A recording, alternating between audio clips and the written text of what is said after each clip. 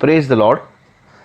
आज दिनांक 20 जून 2021 फादर्स डेची विशेष भक्ती चालवली जाणार आहे. तर सर्वप्रथम माझ्या सर्व मित्रांना, चर्चच्या मंडळीला, यूथ ग्रुपला, संडे स्कूलला, मेथडिस्ट मेन, महिला मंडळ सर्वांना फादर्स डेच्या हार्दिक शुभेच्छा. विशेष भक्तीकडे वळण्यापूर्वी आपण एक छोटीशी प्रार्थना करूया. सर्वसमर्थ देवचे पिता, तुझ्या नावाला मान, महिमा, गौरव असो. तुझ्या नावाचे विकासासाठी धन्यवाद करतो देवप्पा. तू आम्हाला सर्वांना रात्रभर चांगल्या प्रकारे सांभाळलंस, हा सुंदर रविवारचा दिवस दाखविलास म्हणून तुझे आभार. आज फादर डेच्या निमित्ताने जी भक्ती मी चालवणार आहे देवप्पा, जो विशेष मानना मी उपदेश तयार केलेला आहे तो लोकांपर्यंत पोहोचावा आणि त्यातून जे काही मी पॉइंटर्स बनवले आहे ते त्यांनी ग्रहण करावे असे होऊ दे.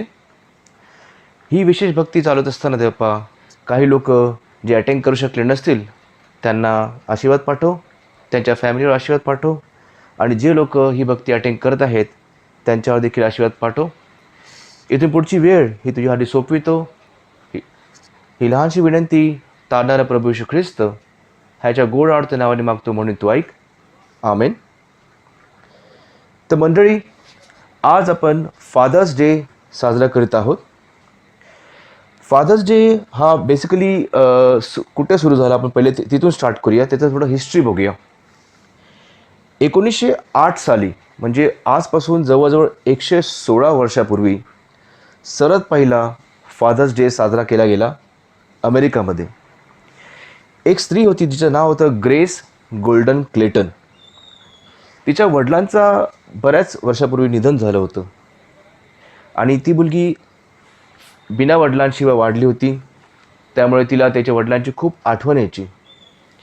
तर त्या काळी काय झालं की अमेरिकेमध्ये अशी एक खाण होती, म्हणजे असं आपल्या ते कशी कोळशाची खाण असते, अशी वेगवेगळ्या प्रकारची खाणी असतात, तसं अमेरिकेमध्ये एका खाणीमध्ये खूप मोठा ॲक्सिडेंट झाला, एक ब्लास्ट झाला, म्हणजे स्फोट झाला.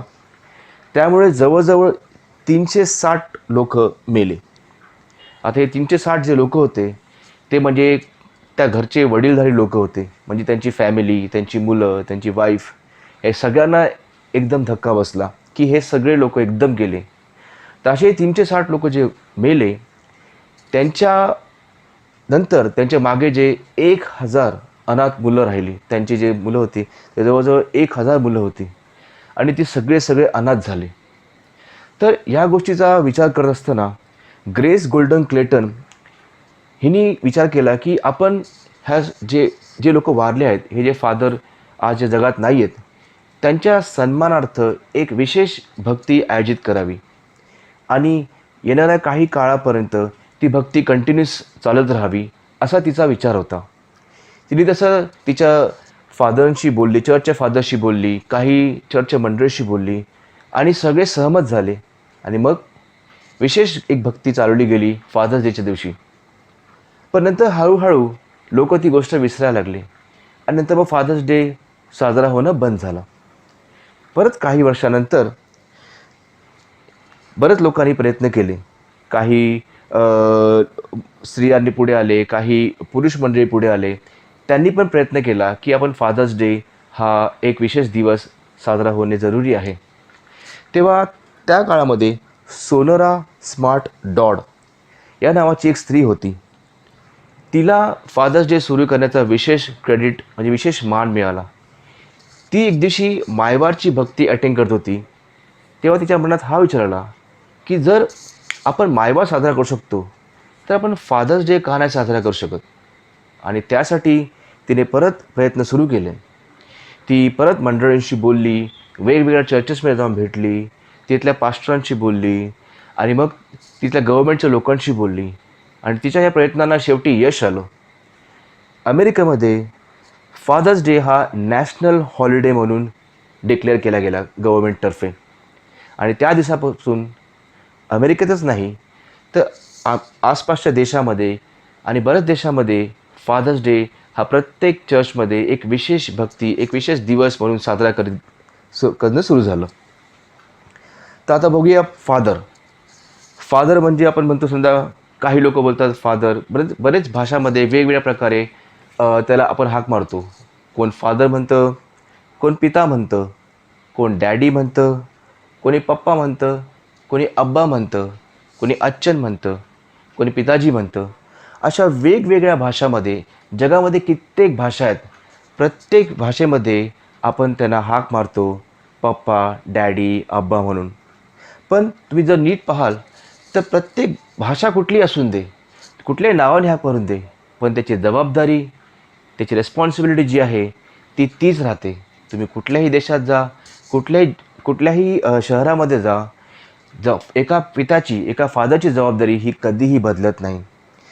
मुलाचा जन्म होईल किंवा मुलीचा जन्म होईल त्या दिवसापासून त्याच्या मनामध्ये त्या गोष्टी सुरू होतात, की मी माझ्या मुलांची कशी काळजी घेणार, मी माझ्या मुलीची कशी काळजी घेणार, मी माझ्या बायकोची, माझ्या स्त्रीची कशी काळजी घेणार, मी त्यांना राहायला छान छान कपडे कसे मिळतील, त्यांना छान छान खायला जेवण कसे मिळणार, त्यांचं शिक्षण कसं होणार माझ्या मुलांचं, आयुष्यामध्ये येणाऱ्या ज्या डिफिकल्टी असतील त्यातून त्यांना कसे बाहेर पडता येईल, त्यासाठी ते दिवस रात्र मेहनत करत असतात, सतत काम करत असतात. का तर घरामध्ये पैसे यावे, घरामध्ये छान छान वस्तू याव्या, आणि आणि काही फायनान्शियल इश्यू असतील, म्हणजे एक्झाम्पल ते आजकाल आजकाल बघितलं असेल की टर्म इन्शुरन्स आहेत, पॉलिसीज आहेत, मेडिक्लेम्स आहेत, LICच्या पॉलिसी आहेत. अशा बरेच वेगवेगळ्या प्रकारचे पॉलिसी ते काढून ठेवतात, की समजा अचानक मेडिकल इमर्जन्सी आली किंवा समजा या जगात मी नसेल तर माझी फॅमिली सेफ राहिली पाहिजे. तर अशा बऱ्याच प्रकारच्या गोष्टी त्याच्या मनात चालू असतात. तर अशा प्रकारे एक फादर हा एक खूप मोठी जबाबदारी घेऊन आपल्या आयुष्यात चालत असतो. तर आता मी ज्या फादरबद्दल सांगत आहे, तर एक कसं असतं की हे फादर म्हणजे हे पिता किंवा फादर हे लोक जी कृती करत असतात, तर आपण बघतो की बऱ्याच ठिकाणी असं होतं की एक म्हणजे माझा उपदेश जो आहे ना, तो ह्या एका वाक्यावरती अवलंबून आहे, की इंग्लिशमध्ये जसं म्हटलं तर ना, की action speaks louder than words. आपण एखादी कृती जर केली ना, तर ती कृती शब्दापेक्षा खूप श्रेष्ठ ठरते. कारण की त्याने काय होतं, की एखादा फादर एखादी कृती करतो, एखादा पिता, एखादा वडील एखादी कृती करतो, तर मुलांना एखादी गोष्ट समजून सांगितली जाते. त्याच्याहून जास्त ती गोष्ट त्यांच्या लक्षात राहते, जर ती प्रत्यक्षात कृतीमध्ये उतरली. तर हेच वाक्य घेऊन मी आज हेच विचार घेऊन मी आजचा जो उपदेश तयार केला आहे, तो तुमच्यापुढे सादर करण्याचा प्रयत्न करत आहे. तर आपण बघितलं की एक्झाम्पल, आता मी तुम्हाला आपण जे आज वचन वाचलं, आपण लूक ह्याचा 15वा अध्याय 11 ते 24 हे जे आपण वचन वाचलं, त्याच्यामध्ये आपण जी स्टोरी पाहिली ती आहे उधळ्या पुत्राची, म्हणजे हरवलेला पुत्र. ही स्टोरी आपण लहानपणापासून संडे स्कूलमध्ये ऐकत आलो, तर चर्चमध्ये प्रत्येक ठिकाणी उपदेश जेव्हा जेव्हा झाले तेव्हा तेव्हा आपण ही गोष्ट ऐकली आहे. तर ह्या गोष्टीमध्ये आपल्याला स्पष्ट दिसून येतं की एक उधळा पुत्र होता, म्हणजे एका एका पित्याला 2 मुलं होती, एक छोटा आणि एक मोठा मुलगा. तर छोट्या मुलांनी काय केलं, त्याने म्हटलं, बाबा मला माझ्या प्रॉपर्टीमधला अर्धा वाटा द्या, कारण की मला इथं राहून शेती करायला आवडत नाही, मला हा बिझनेस सांभाळायला आवडत नाही, ह्या गोष्टी मला सगळ्या करायला आवडत नाही, मला फक्त माझा वाटा द्या, मला एक सुखाचं आयुष्य, चैनीचं आयुष्य जगायचं आहे. त्याच्या वडिलांनी म्हटलं, ठीक आहे बाळा, घे, हा तुझा वाटा घे आणि जा तुझं आयुष्य जग. त्या मुलाने आनंदाने तो वाटा घेतला, तो घेऊन तो निघून गेला परदेशी. आता इथे काय झालं, त्या वडिलांना थोडंसं दुःख झालं असेल, पण त्यांनी त्या गोष्टी विचार नाही केला. त्यांनी म्हटलं, ठीक आहे, माझ्या मुलाला जर त्याचं आयुष्य जगायचं असेल तर मी त्याला परवानगी देतो, जा. तो मुलगा गेला. त्याने जेवढे पैसे घेतले ते वडिलांकडनं, सगळे पैसे चैनमध्ये, म्हणजे आयुष्य एन्जॉय करण्यामध्ये घालवलं. सगळे पैसे त्याने खर्च करून टाकले. शेवटी अशी वेळ आली त्याच्यावरती की त्याच्याकडे काहीच पैसे उरले नाही. इतकी वाईट परिस्थिती आली त्याच्यावरती की त्याला खायला देखील मिळत नव्हतं.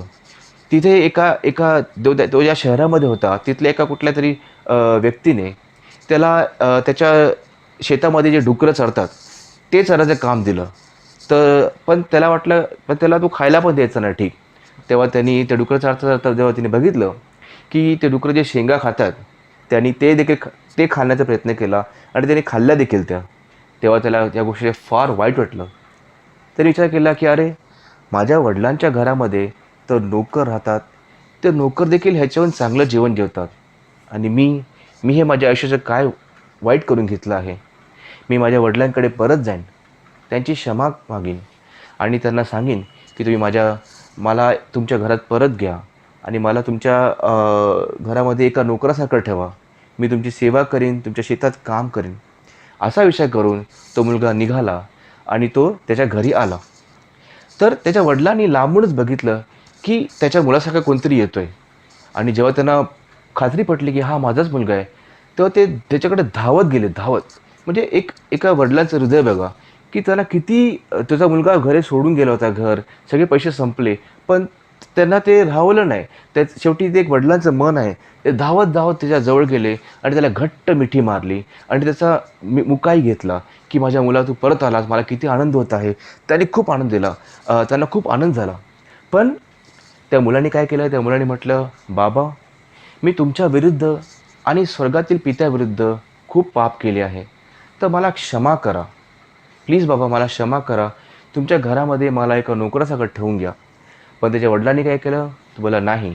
त्याच्या वडिलांनी लगेच त्याच्या नोकरांना सांगितलं, की धावत जावा आणि त्याच्यासाठी एक छान जगा घेऊन या. कोणीतरी लवकर जाऊन एक सोन्याची अंगठी घेऊन त्याच्या हातात घाला.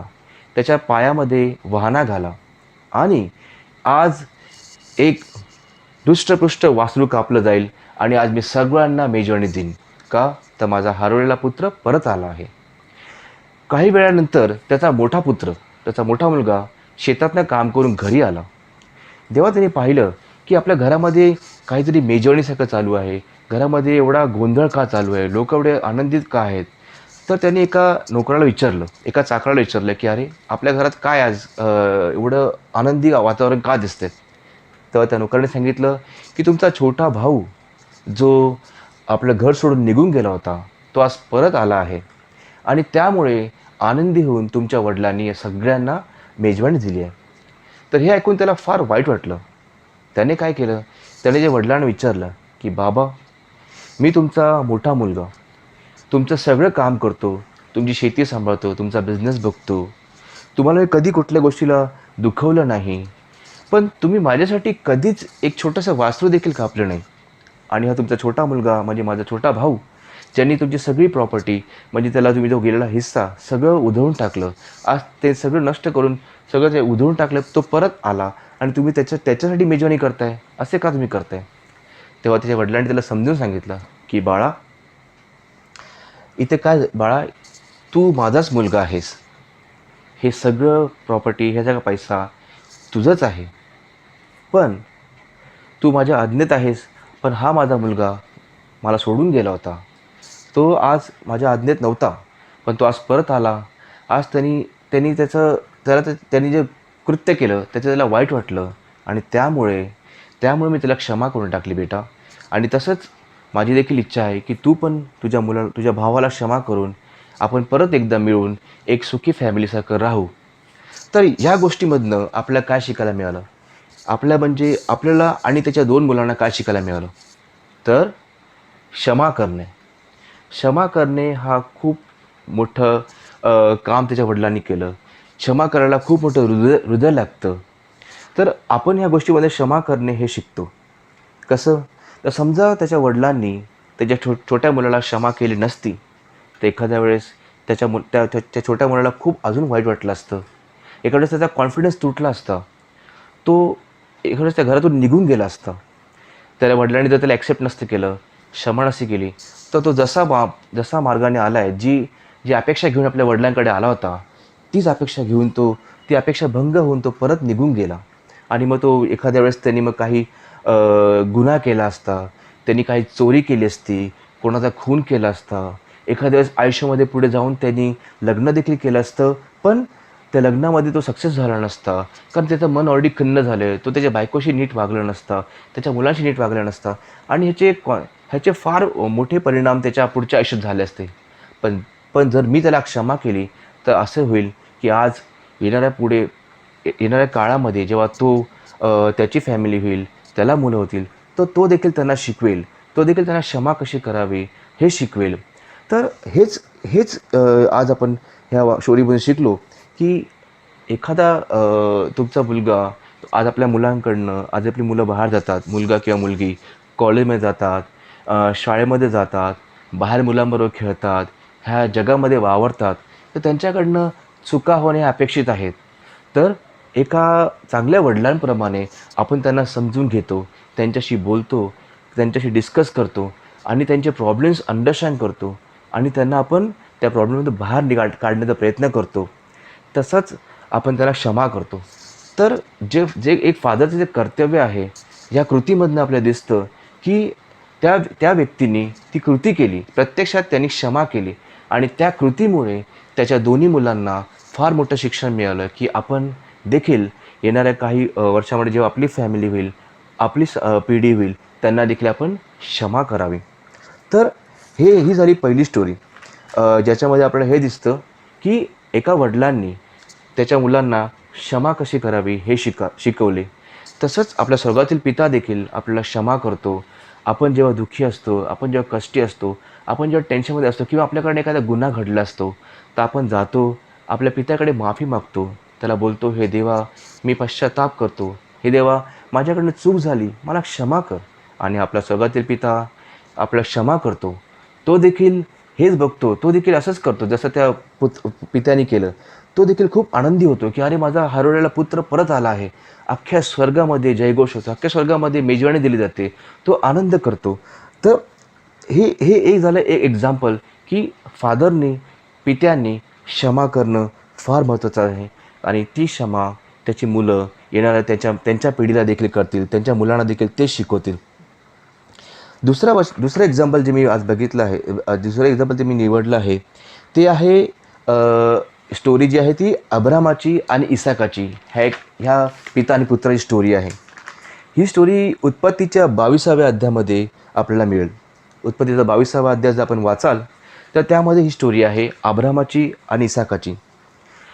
अब्राम जेव्हा 100 वर्षाचा होता, तेव्हा त्याला इसाक झाला आणि इतक्या वर्षानंतर जेव्हा एखादा पुत्र होतो, म्हणजे सारा जी अब्रामाची स्त्री होती, तिला तिला बाळ नव्हतं. पण देवाने त्यांना आशीर्वाद दिला आणि साराला आणि अब्रामाला पुत्र झाला. आता वयाचं 100 वर्ष आणि त्याला पुत्र झाला आहे, तर विचार करा, की त्याच्या मनामध्ये किती लाड असेल त्या मुलाबद्दल, किती प्रेम असेल त्या मुलाबद्दल, की अरे माझा मुलगा, माझा मुलगा, माझं बाळ, माझं बाळ. त्यांनी त्या मुलाला प्रत्येक गोष्ट दिली. लहानपणापासून त्यांनी त्याला छान छान कपडे दिले असतील, त्याला छान छान खेळणी आणून दिली असतील, त्यांनी त्याला किती लाड केले असतील आईवडिलांनी, की अरे आमचा आमचा मुलगा, आम्हाला देवाने इतक्या वर्षापासून मुलगा नव्हतं, बाळ नव्हतं आणि याला बाळ झालं. त्या किती प्रेम असेल त्या आईवडिलांचं. पण एके दिवशी देवांनी ठरवलं, की मी अब्रामाची परीक्षा घेणार. देवाने त्याला सांगितलं अब्रामाला, की अब्रामा उठ, तुझ्या मुलाला एका डोंगरावरती घेऊन जा आणि तिथं त्याचा बळी दे, कारण मला एक बळी हवा आहे. तर अब्रामाने काही विचार न करता देवाने जी आज्ञा दिली, ती आज्ञा पाळण्याचे ठरवले. दुसऱ्या दिवशी तो उठला. त्याने एक गाढव घेतलं. त्या गाढवावरती त्यांनी लाकडं बांधली. त्याच्यानंतर त्याच्यावर त्याचे नोकर होते, त्याचे सेवक होते, तेही निघाले आणि तो इसाकाला घेऊन त्या रस्त्याने निघाला त्या डोंगराकडे जाण्यासाठी. तेव्हा रस्त्याने चालताना इसाकाने त्याला हाक मारली, "बाबा." तर एखाद्या वेळेस इसाकाने अब्रामाला हाक मारली. तर आता आता अब्राम ते मनाची स्थिती बघा. अब्राहम आपल्या प्रिय पुत्राला, अब्राहम त्याला लाडक्या मुलाला इसाकाला घेऊन बळी द्यायला चालला आहे.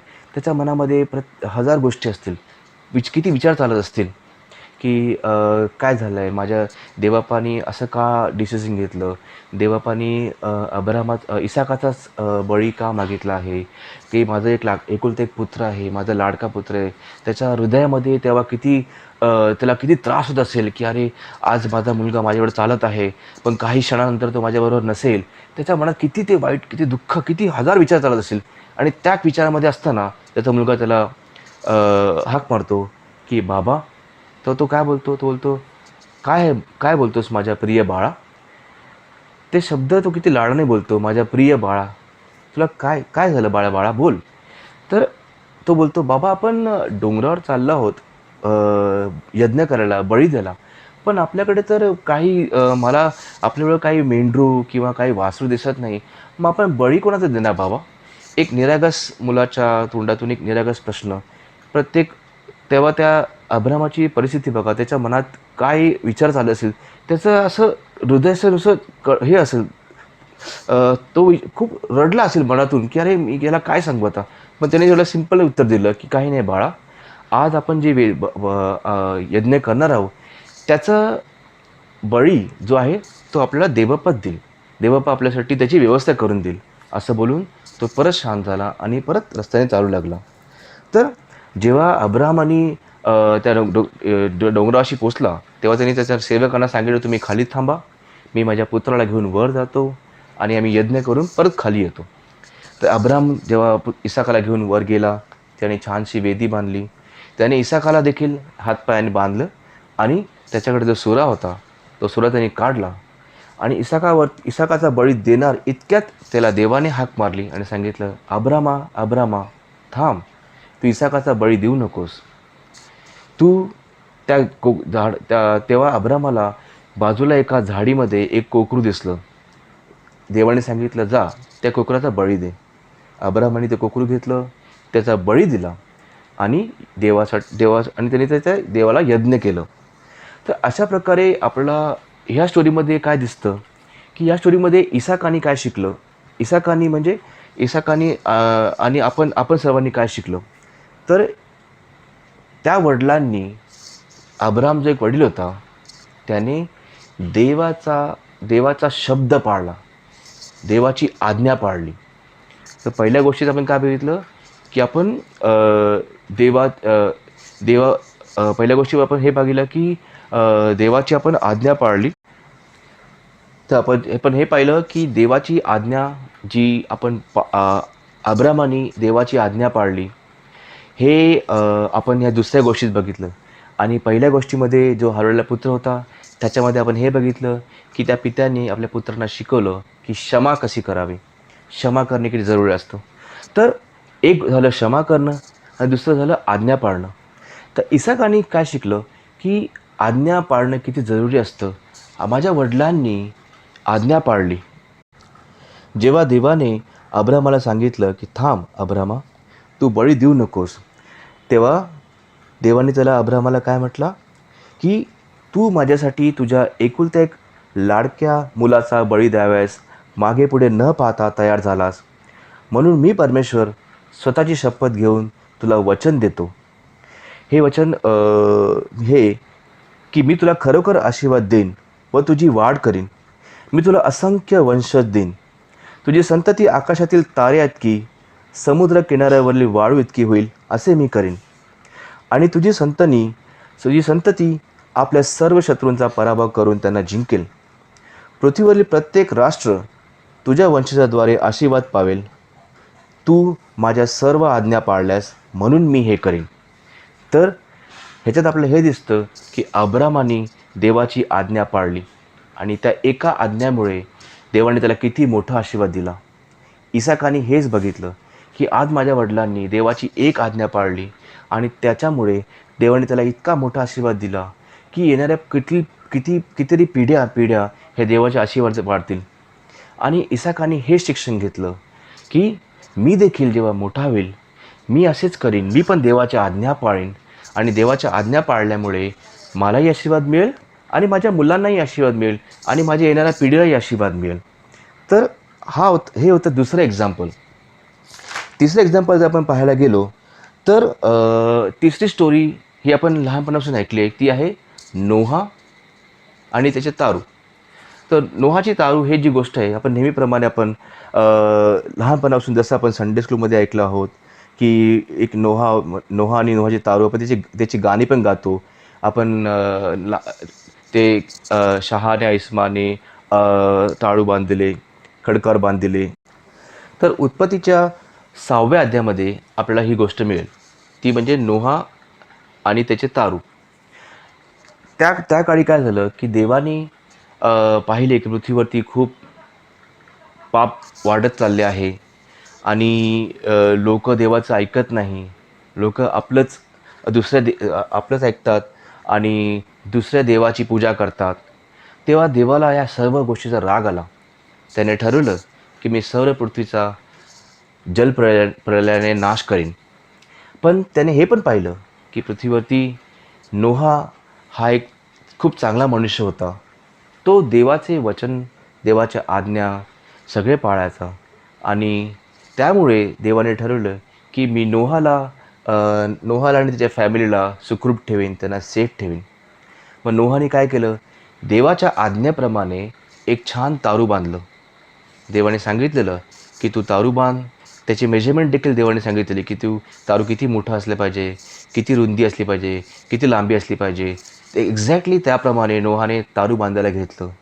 त्याच्या व्यतिरिक्त देवाने त्याला हे पण सांगितलेलं की पृथ्वीवरील प्रत्येक प्राण्यांमधनं 2-2 जोडी घेऊन त्या तारामध्ये तू त्यांना ठेव.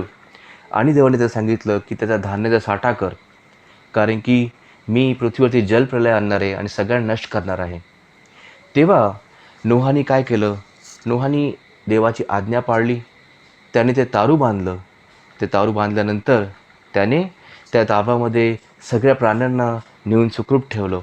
त्याच्यानंतर त्याने त्याचे 3 मुलं, त्याचे 3 सुना आणि त्याची पत्नी ह्यांना देखील तो तारूत घेऊन गेला आणि ताराचं जाळ ते देवाने बाहेरनं बंद केलं.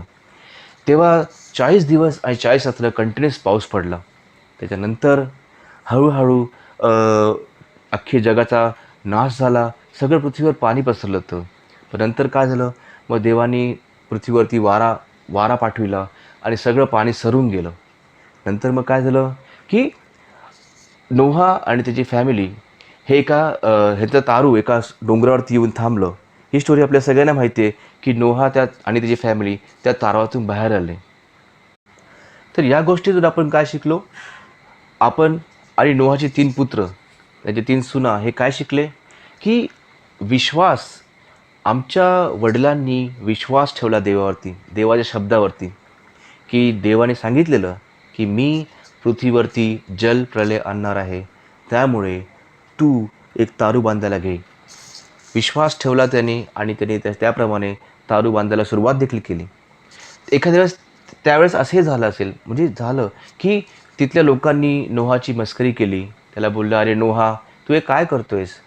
सोड ते काम आणि चल आमच्याबरोबर, आपण मौजमस्ती करू. कुठं तू देवाचं ऐकतोयस? काही पृथ्वीवरती जलप्रलय येणार नाही. एखाद्या वेळेस असंही झालं असेल की नोहाच्या पुत्रांनी, त्याच्या घरच्या लोकांनी देखील त्याला खूप बोललं असेल की तू हे काय करतोयस?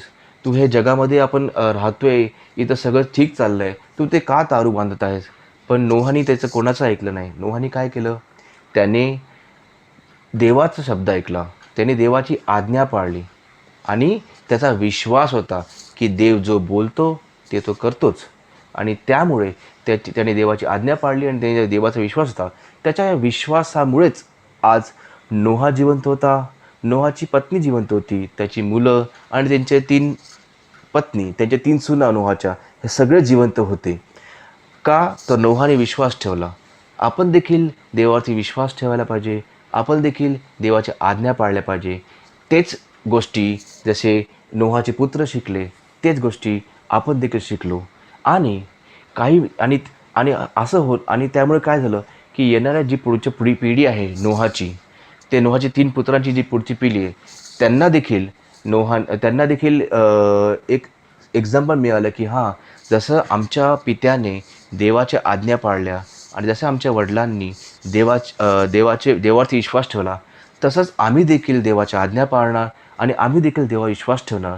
म्हणजे आमची जी मुलं होतील, आमच्या ज्या मुली होतील, त्यांना आम्ही त्यांचं एक्झाम्पल सांगू आणि ते देखील तसंच वागतील. तर हा झाला तिसरा एक्झाम्पल. तर कसं असतं, सांगण्याचा उद्देश माझा हे 3 एक्झाम्पल देण्याचा उद्देश माझा हेच होता की जसं मी स्टार्टला सांगितलं होतं की action speaks louder than words. कसं असतं की आता एक छोटंसं एकदा काय होतं, एक स्त्री होती जी ट्रेनमधनं प्रवास करत होती. तर तिच्या हातामध्ये एक पुस्तक होतं. ती पुस्तक वाचत होती आणि तिच्या उजव्या बाजूला तिचा मुलगा बसला होता, तिच्या डाव्या बाजूला तिची मुलगी बसली होती आणि ते देखील पुस्तक वाचत होते. तर आसपासचे जे लोक बसले होते त्यांना एक आश्चर्य वाटलं, त्यांना कुतूहल होतं की अरे, ही स्त्री देखील पुस्तक वाचत आहे आणि हिची दोन्ही मुलं देखील पुस्तक वाचत आहे. तर शेवटी न राहून एका माणसाने त्या बाईला विचारलं की मॅडम, मला एक गोष्ट विचारायची आहे की आजच्या टेक्नॉलॉजीच्या जगामध्ये की मुलांच्या हातामध्ये सतत मोबाईल दिसतात मुलं काय करतात, मुलं सतत व्हिडिओ बघत असतात, मुलं सतत कार्टून बघत असतात, त्याच्यावरती त्यांना गाणी आवडतात, त्यांना फेसबुक बघत असतात, त्याच्यावर यूट्यूब बघत असतात. पण असं का की तुमची मुलं, मला दिसतं की ते शांतपणे बसून तुमच्याबरोबर पुस्तक वाचत आहेत. तेव्हा ते स्त्री काय बोलली, की माझी मुलं फक्त आणि फक्त मला फॉलो करतात. म्हणजे मी जसं करते तसं ते करतात. मीच नाही. म्हणजे आता मी समजा घरामध्ये काही काम करते, मी समजा मोबाईल बघते, तर माझी मुलं देखील तेच करणार. म्हणून मी पुस्तक वाचते, तर माझी मुलं देखील पुस्तकं वाचतात. जसं आपण वागतो, तसं ते मुलं वागतात. जशी कृती आपण करतो, तशीच कृती मुलं फॉलो करतात. तर ह्या एक्झाम्पलमधून आणि ह्या वचनांमधून मला आजचे जे फादर्स आहेत, म्हणजे माझे मित्र जे आहेत, माझ्या मंडळीतले फादर आहेत, जे चर्चमधले वडील वर्ग आहेत, ह्या सगळ्यांना एकच गोष्ट सांगायचा प्रयत्न केला आहे मी, की फादर, एक पिता, एक वडील जसा वागतो, जसा बोलतो, त्याचा परिणाम, तो जे कृती करतो त्याचा परिणाम त्याच्या मुलांवरती, त्याच्या मुलीवरती, त्याच्या स्त्रीवरती, त्याच्या पत्नीवरती होतो. म्हणजे आता मुलं कशी ऑब्झर्व करतात आपल्याला, की आपण की आपले पप्पा सकाळी उठतात, लवकर लवकर आवरतात, फटाफट कपडे घालतात आणि मग ते ऑफिसला जातात. आपले पप्पा दिवसभर ऑफिसमध्ये काम करतात, संध्याकाळी घरी येतात.